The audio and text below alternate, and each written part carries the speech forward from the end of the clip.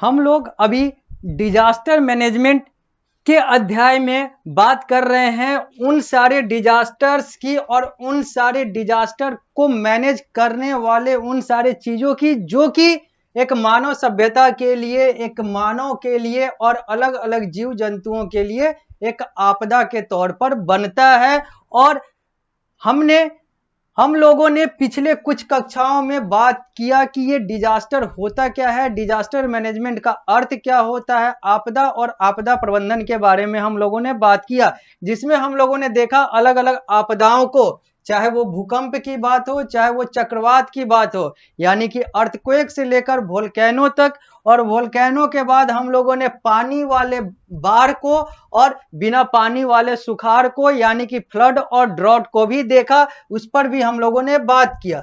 अब इस कक्षा में इसी अध्याय को आगे बढ़ाते हैं और बात करते हैं मैन मेड डिजास्टर्स की, क्योंकि अभी तक जो हम लोगों ने डिजास्टर्स के उदाहरण लिए हैं वो सारे जो हैं वो प्राकृतिक डिजास्टर थे, यानी कि चाहे वो भूकंप हो, चाहे वो वोल्केनो हो यानी ज्वालामुखी का फटना हो, चाहे वो बाढ़ हो या सुखाड़ हो, चाहे वो चक्रवात की बात हो, ये सारे जो थे ये सब नेचुरल डिजास्टर की श्रेणी में आते हैं। और जब मैन मेड डिजास्टर की बात होती है तो यहां पर हम लोग एक्सीडेंट्स की बात करेंगे, यहां पर उन सारे डिजास्टर्स की बात करेंगे जो कि ह्यूमन के द्वारा खुद के लिए बनाया गया डिजास्टर है। मैं द मोहित श्रीवास्तव, आप सभी लोग का सोशल साइंस टीचर, सामाजिक विज्ञान शिक्षक, इस कक्षा को आगे बढ़ाता हूं और बात करता हूं मैन मेड डिजास्टर का। पिछली कक्षा में हम लोगों ने कंसेप्ट जाना था कि ये मैन मेड डिजास्टर या फिर सही अर्थों में कहें तो ह्यूमन मेड डिजास्टर होता क्या है। अब हम लोग सबसे पहले ह्यूमन मेड डिजास्टर पारस प्रकाशन के पुस्तक के अनुसार पृष्ठ संख्या 59 पर जो है उसको देखेंगे, जिसका नाम एक्सीडेंट है, जिसको हिंदी में दुर्घटना कहते हैं। एक्सीडेंट में be of several type, accident जो है वो अलग अलग प्रकार के होते हैं, दुर्घटना जो है वो अलग अलग प्रकार के होते हैं, हो सकते हैं, चाहे वो सड़क वाला दुर्घटना हो, चाहे वो ट्रेन वाला दुर्घटना हो, चाहे वो हवा वाला दुर्घटना हो, यानी कि रोड एक्सीडेंट से लेकर एयर एक्सीडेंट और ट्रेन एक्सीडेंट, ये सारे जो हैं ये एक्सीडेंट्स के अलग अलग प्रकार हैं, अलग अलग टाइप्स हैं। यहां पर एक्सीडेंट ही होता है, चाहे वो रोड से हो, चाहे वो ट्रेन से हो, चाहे वो एयर से हो, यानी कि रोड वाला एक्सीडेंट को हम लोग रोड एक्सीडेंट कहते हैं, सड़क दुर्घटना कहते हैं। वो दुर्घटना जो कि ट्रेन और ट्रेन के माध्यम से होता है उसको हम लोग ट्रेन एक्सीडेंट, ट्रेन दुर्घटना कहते हैं। और जो हवाई जहाज और इन सारे चीजों से जुड़ा हुआ जो एक्सीडेंट है, जो दुर्घटना है, वो अंग्रेजी में एयर एक्सीडेंट, हिंदी में हवाई दुर्घटना कहलाता है। अब हम लोग आगे इस चित्र को देखते हैं और यह समझने की कोशिश करते हैं कि एक ट्रेन एक्सीडेंट से कितना बड़ा आपदा आ सकता है, जो कि इस चित्र में साफ साफ दिख रहा है कि एक ट्रेन के ऊपर दूसरा ट्रेन चढ़ गया, यानी कि एक ट्रेन के बॉगी के ऊपर दूसरे ट्रेन का बॉगी चढ़ गया, जिसके कारण से जो तबाही मची हुई है वो इस चित्र के माध्यम से आसानी से समझा जा सकता है।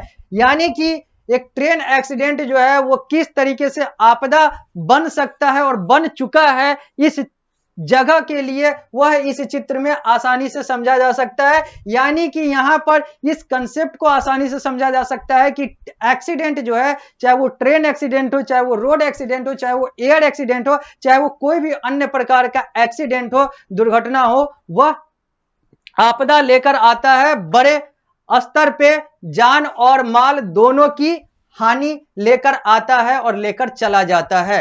अब हम लोग बात करते हैं रोड एक्सीडेंट की। Road accident have increased causing death, the accident are cause due to, यहां पर लिखा हुआ है कि जो रोड एक्सीडेंट है इससे मृत्यु यानी कि जो जान का नुकसान है ये बहुत ज्यादा हो रहा है और आजकल ये बहुत ज्यादा हो रहे हैं। यानी कि रोड एक्सीडेंट जो है ये डेथ को यानी कि मृत्यु को बढ़ा रहा है। यानी कि जो रोड एक्सीडेंट होते हैं उसमें से अधिकांश जो है उसका निष्कर्ष, उसका परिणाम होता है कि उस व्यक्ति का मृत्यु हो जाता है। होना नहीं चाहिए, लेकिन जो सामने है, जो प्रमाण है, जो साक्ष्य है, उसको झुठलाया भी नहीं जा सकता है। तो जो है सो है, यानी कि road accident have increased causing death, ये फैक्ट है। आगे बात करते हैं, the accident are cause due to, ये जो दुर्घटना है ये किस कारण से होती है, कारण को जानते हैं।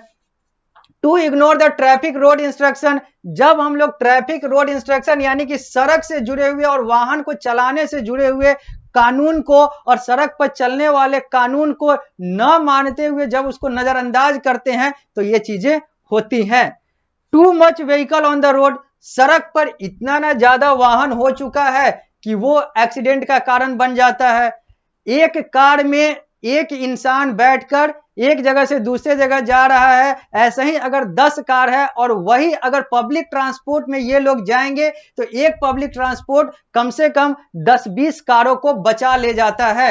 यानी कि सड़क पर कार और अलग अलग वाहनों का बहुत ज्यादा होना भी रोड एक्सीडेंट का one of the major reason, एक बहुत बड़ा कारण, मुख्य कारण बनता है। वाहन है सड़क पर, जितने ज्यादा भीड़ होंगे, जितने ज्यादा लोग होंगे, दुर्घटना उतनी ज्यादा होगी या होने की संभावना होगी।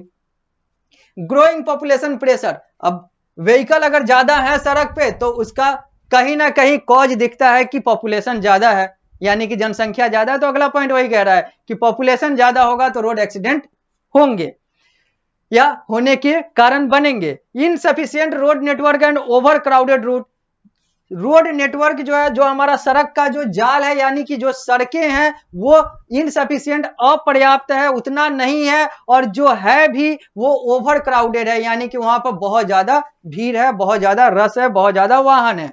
ओवरलोडेड ट्रक, जो ट्रक चल रहे हैं वो भी नियम कानून को ताक पर रख के और भर के और एक्सेस भरकर चल रहे हैं, जो एक बार पलटेंगे तो अपने साथ साथ अगल बगल वाले को भी ले जाने की पूरी हैसियत रखते हैं। आगे जो एनिमल हैं, जो मवेशी हैं, जो सड़क पर आ जाते हैं, वो भी वाहनों के और सड़क दुर्घटना और अलग अलग सड़कों से जुड़े हुए दुर्घटना के बहुत बड़े कारण बनते हैं, क्योंकि अचानक सड़क पर जानवरों का आ जाना और इन सारी चीजों से भी सड़क दुर्घटना जो है ये अच्छी खासी होती है। आगे बैड रोड्स, जो सड़कें हैं वो सही कंडीशन में नहीं है, वो अच्छी नहीं है, वो बुरी है, जिसके कारण से सड़क दुर्घटना होती है। चाहे सड़कों पे गड्ढे की बात हो, चाहे वो ऊंचाई की बात हो, चाहे वो सड़क टूटने की बात हो, ये सारी चीजें जो हैं ये भी भारत से जुड़े हुए अगर परिवेश में देखें, चूंकि हम लोग भारत की बात कर रहे हैं, तो भारत से जुड़े हुए परिवेश में देखें तो बहुत सारी जगहों पे रोड्स जो हैं वो बैड कंडीशन में है, बुरे कंडीशन में है। ओपन मेन होल, जो गड्ढे हैं, जो सड़क के गड्ढे हैं वो भी खुले हुए हैं, तो जाएंगे और चले जाएंगे नीचे। आगे डिसओबेइंग द ट्रैफिक रूल, जो पहले भी लिखा हुआ था कि to ignore the traffic road instruction, वही आगे लिखा हुआ है डिसओबेइंग द ट्रैफिक रूल, जो हम लोग ट्रैफिक रूल को, जो सड़क पर चलने वाले जो नियम कानून है उसको हम लोग नहीं मानेंगे तो फिर होगा, और नहीं मानते हैं तो होता है सड़क दुर्घटना। आगे ओवरटेकिंग द व्हीकल, इतना ना ज्यादा हम लोगों को हड़बड़ी होता है, इतना ना ज्यादा हम लोग के पास तथाकथित जो समय की कमी होती है, जिसके कारण से हम लोग इतने तेजी में होते हैं कि पहुंचना कहीं और होता है, पहुंच कहीं और जाते हैं, यानी कि जाना अपने लक्ष्य के प्रति होता है और दुर्घटना होने के बाद कहीं और पहुंच जाते हैं। तो यहां पर यही कह रहा है कि ओवरटेकिंग द व्हीकल, व्हीकल जो है, जो एक दूसरे से रफ्तार लगाते हुए या न भी लगाते हुए अपने आप को आगे निकालने की प्रक्रिया में, चाहे वो उनको जल्दी पहुंचने की हड़बड़ी हो, चाहे वो कंपटीशन की बात हो, ये सारे चीज भी रोड एक्सीडेंट के एक प्रमुख कारण बनते हैं। ड्रंकन ड्राइव, नशे में अगर कोई वाहन चलाता है, कोई चालक अगर नशे में है तो फिर वो मेंटली जो है वो एब्सेंट रहता है। जब मेंटली एब्सेंट रहता है, मानसिक रूप से अनुपस्थित रहता है, तो फिर वहां पर वो सड़क को सही तरीके से न समझ पाता है, न देख पाता है, फिर वहां पर खुद भी गिरता है, दूसरों को भी गिराता है। आगे over speed of vehicle, vehicle जो वाहन है वो जिस गति से चलनी चाहिए उस गति से भी ज्यादा गति से चलते हैं, जिसके कारण से अचानक ब्रेक लगाने की बात हो या फिर अचानक किसी चीज के आ जाने की बात हो, वहां पर अनियंत्रण होता है और सब तहस नहस हो जाता है। तो ये सारे कुछ कारण हैं जो कि रोड एक्सीडेंट को जन्म देते हैं।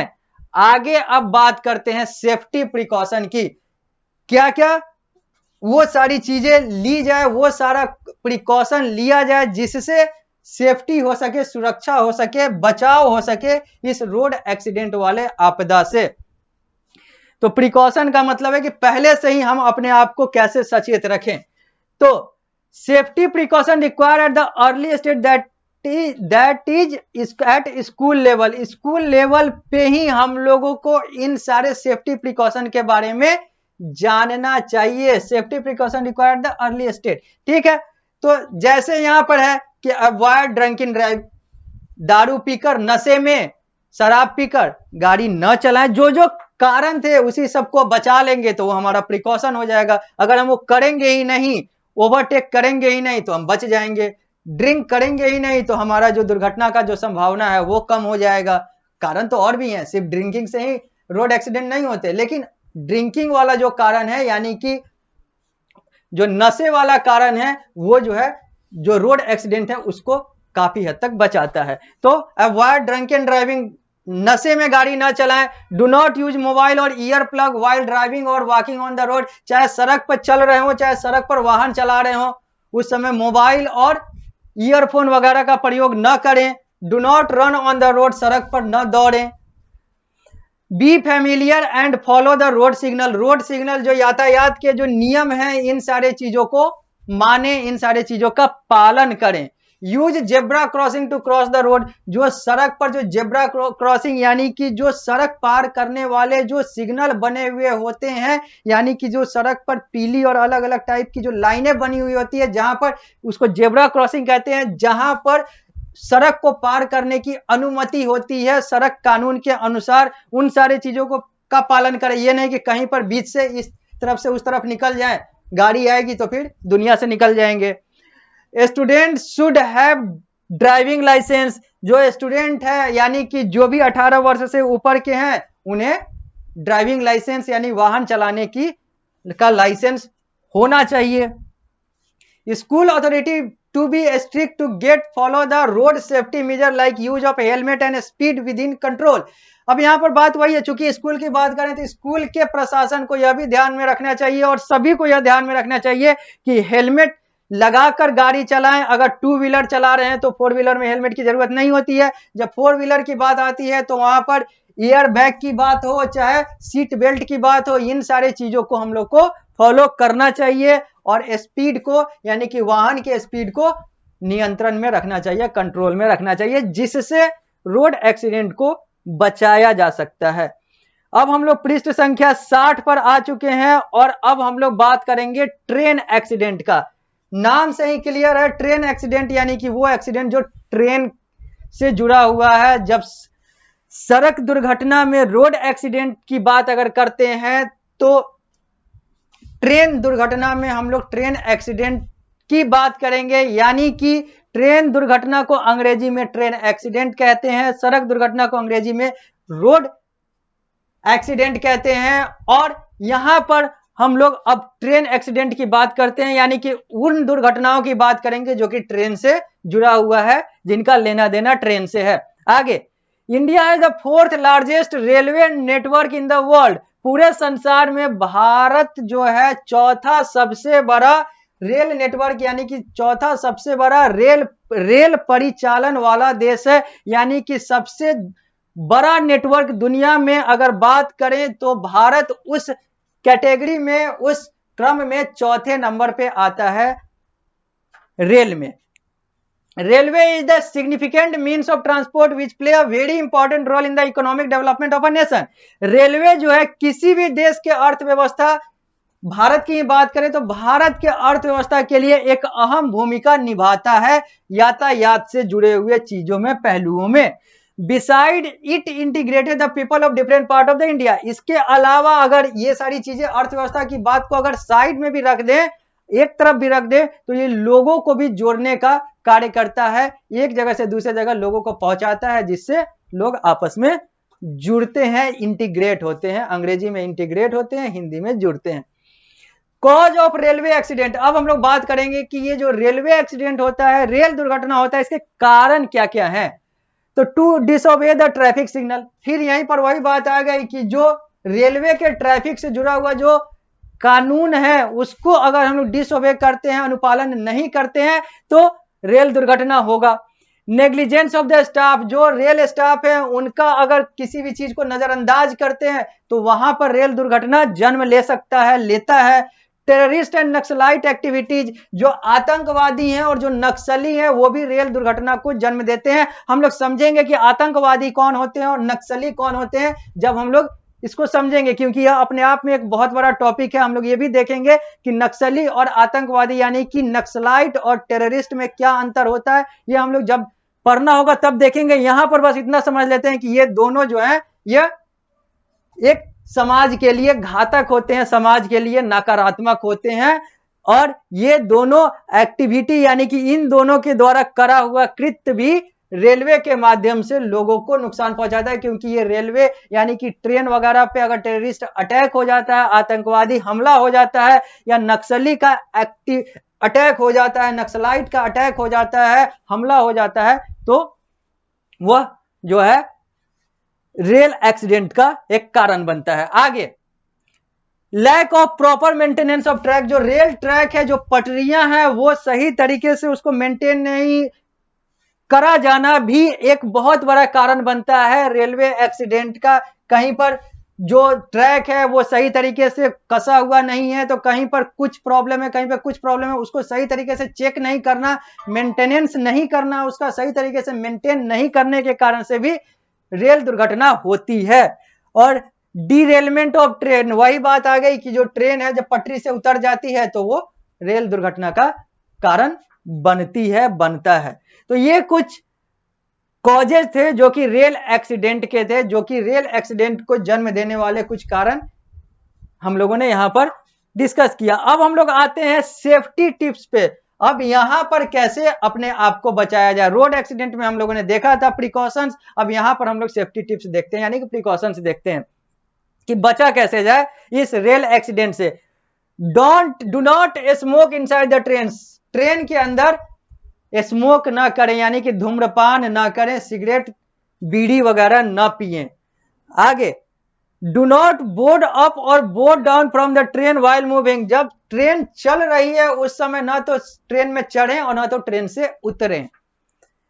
Follow the rule and regulation while crossing the track, जब ट्रेन के पटरी को पैदल पार कर रहे हैं, यानी कि ट्रेन में नहीं है, ट्रेन के बाहर है, और अगर आप पटरी को, ट्रेन के पटरी को, रेल ट्रैक को अगर पार कर रहे हैं तो वहां पर जो रेल से जुड़ा हुआ नियम है उसको फॉलो करें। देखें, इधर उधर देख लें कि ट्रेन आ रही है नहीं आ रही है। गुमटी के पास से ही अगर क्रॉस करते हैं तो वो ज्यादा बेहतर होता है, क्योंकि गुमटी के पास से ही आधिकारिक रूप से एक इंसान को ट्रैक, रेल ट्रैक पार करना चाहिए, चाहे वो पैदल हो, चाहे वो वाहन बाइक से हो, चाहे वो कार से हो, चाहे वो बस से हो।